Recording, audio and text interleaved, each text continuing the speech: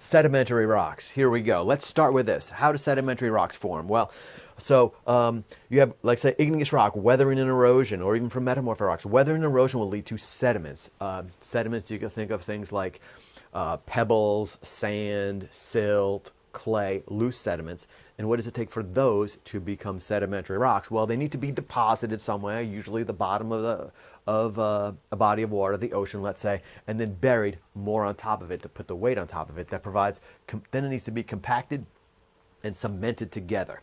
That's what it takes for them to become lithified, which means becoming a rock, and then you get sedimentary rocks. In this case, what I'm referring to are clastic sedimentary rocks. That means pieces of other rocks, again, pebbles and sand and gravel and silt and clay. Those are the traditional, what we think of as sedimentary rocks, clastic. There are other kinds that we'll get to. So this is a good example of a clastic sedimentary rock. You see rounded pebbles, and then they are cemented together. Here is a close-up of it. You can see rounded pebbles, and the cement holds it together. That's how you really can tell that it is a sedimentary rock, or pieces of other rocks that are then cemented together, as opposed to interlocking crystals that you have in more metamorphic and igneous rocks.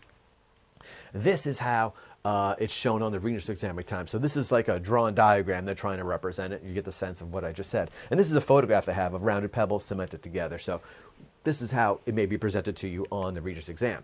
On page 7 of the reference table, this is the sedimentary rock chart. You see the map symbols here. That's also important. But these are the clastic ones. And it actually says fragmental there. That's actually a tip if you're ever going through to help remember that. Fragments of other rocks. And it has...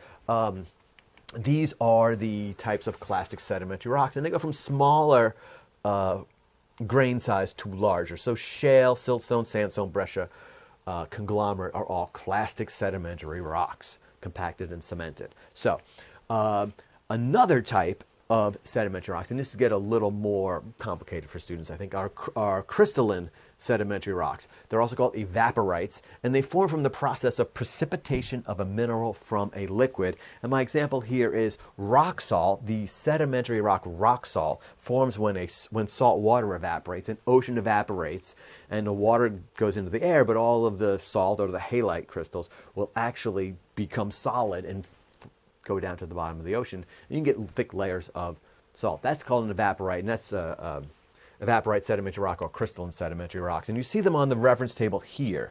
Okay, so the texture here is crystalline.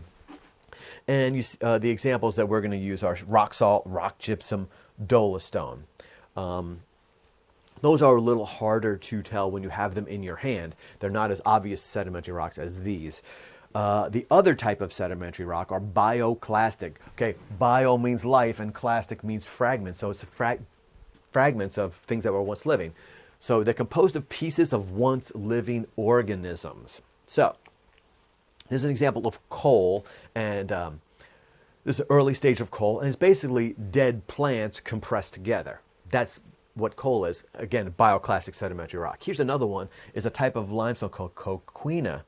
And this is from a bunch of shells that are compacted and cemented together. Look at this close-up here, you really can see. So you get the idea of bioclastic, once living, pieces of things that were once living, bioclastic. Where we see them on the reference table are here.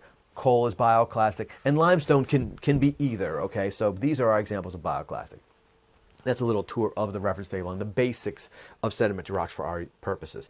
Here are some questions. So given, it says this is a classic sedimentary rock. In the description, it was in there.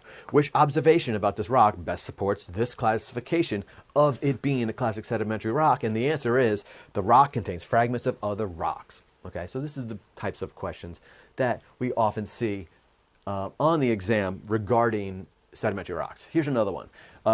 Given, it says the diagram shows rock composed of cemented pebbles and sand. And this is their representation of it. And the question is, this rock should be classified as... And the answer is a clastic sedimentary rock. So that's just some of the basics of sedimentary rocks.